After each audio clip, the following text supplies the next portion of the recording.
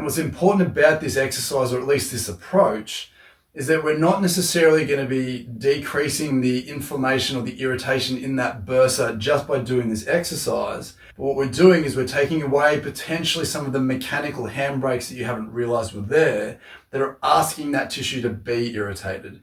G'day, welcome back to the Your Wellness Nerd channel. My name's Grant, I'm a physiotherapist, and today's video is for anyone struggling to shake a shoulder bursitis. So in today's video, I want to go through a number of different exercises that you can try to not only try and settle this down, but to improve the environment that irritated, annoyed bursa might be existing in, to hopefully get to the underlying cause of why that shoulder bursitis has developed. And again, one of the things I say a lot on this channel is that the tissue that becomes sore isn't just a tissue that fails in isolation on its own, but it's the part of a broader machine that fails because it's not enjoying the context of that broader machine. So what I want to make sure that I promote in this video is that you absolutely need to consider some of the things to settle down that bursitis, whether it is, pain relief, or for some people it might be a cortisone injection or something like that. But if we don't take that step back and understand that that tissue is just one tissue amongst a whole range of other structures, then it's easy to miss some of the major players that could be asking that to become sore in the first place. And one thing I quickly want to touch on before we get to the two exercises that we're going to cover in this video is that we tend to throw strength at this quite a bit. So whether that's rotator cuff strength or shoulder blade strength or something like that, if you've been dealing with a shoulder bursitis for a while, I'm sure you've been given some stretchy band exercises to work on to improve the strength of the muscles in that area. I'm not going to touch on that today because I think we cover that quite a lot in the industry. But what I think that I have to offer in this space, which is a little bit more unique than most people, is that I want to go for some things that I think underpin why this is here. And often that's a lack of mobility more so than a lack of strength. So one of the main things I want to go through today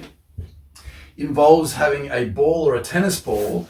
What we're going to get you to do is, instead of focusing on where your pain might be at the front or the side of that shoulder, we're actually going to focus on a lot of the immobility that you might have without realizing in your upper back around that shoulder blade. So what I'd like you to do first, just to make sure that we can see how profound or not the changes that you might get from these exercises might be, find a movement or a position that you know generates your symptoms.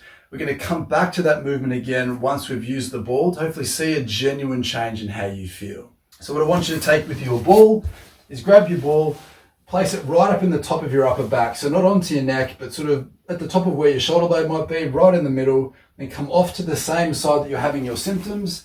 And then I want you to lie down gently on top of the ball. Now, if you find that this is uncomfortable for you, you can 100% do it sitting up against a wall or standing up against a wall. Somewhere in that upper back, in the inside of that shoulder blade, from the top all the way down to the bottom, we're looking for that restricted, stiff, tight tissue that might also be tender. It's really important to get a sense of what normal or better feels like. And what you hopefully find is that the side that you have that is symptomatic should feel harder and tighter, more dense, more tender than the other side. That side may feel softer, less intense, less tender, less uncomfortable. Because even if it doesn't hurt you, it doesn't feel tender, it may feel restricted. And that restriction is just as important to improve the environment that your shoulder bursa exists in. Look for a spot that feels restricted, stay here and relax. Let that ball press in, allow that ball to sink through any restricted soft tissue, hopefully start to influence the joints underneath, allow those joints or prompt those joints to become looser. If you feel like this is too easy for you, I'll get you to bring your arm up as high as you feel comfortable, come all the way down as low as you feel comfortable. And ideally, you should be able to get your arm to touch the ground. For me at the moment, I can get to here before I just feel like I run into some tightness. But what you hopefully notice is, as I start to gently oscillate in and out of that range, my arm starts to go further and further down until hopefully and eventually it touches the ground. And all I'm doing here is I'm finding a stiff, restricted spot in my back, and I'm trying to use movement to gently shear and mobilize that tissue free to improve the function of that area.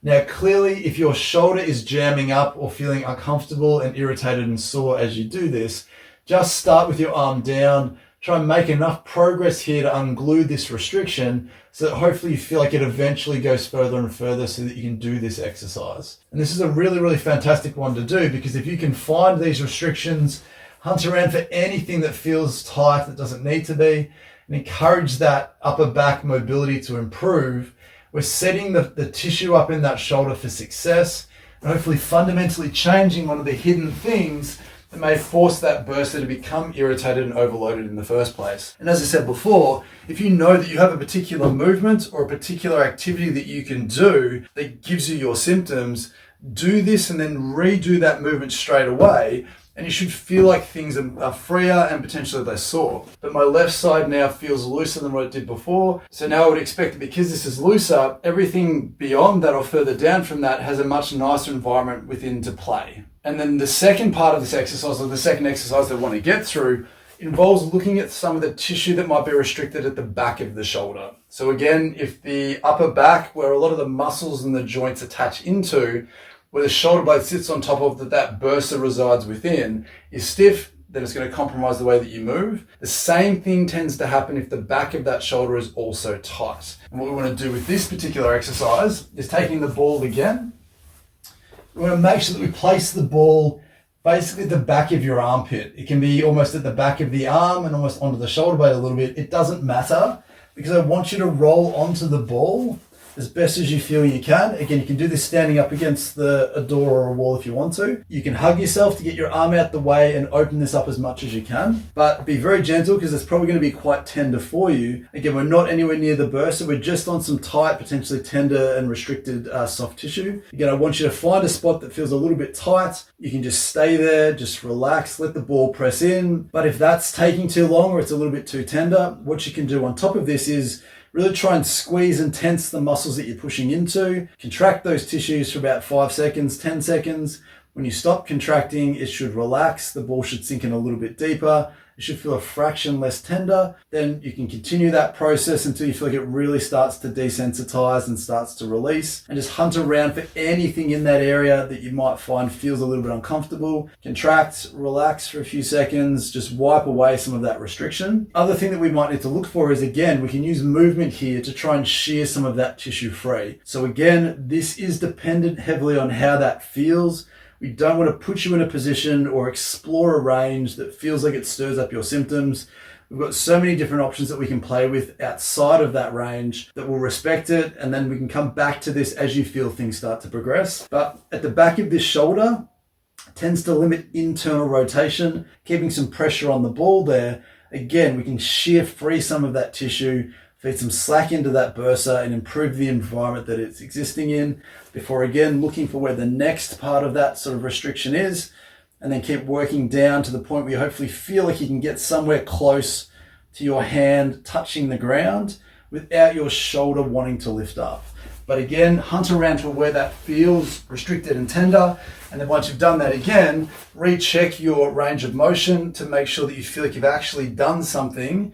We're looking to make sure that that feels freer and looser, hopefully instantly a little bit less tender or a little bit less irritated. If we could click our fingers and make that environment mechanically perfect, it would still take a period of time for that bursa to regress and to de-inflame, to de-swell, to settle and to feel a bit nicer for you. So I genuinely hope that was helpful for you. Let me know in the comments down below what effect those ball exercises had on your symptoms. Ultimately, if you enjoyed the video, if you found it useful, let me know. Leave a like on the video, subscribe to the channel if you're new. But with that being said, I genuinely hope that was helpful for you, and I hope to see you next time.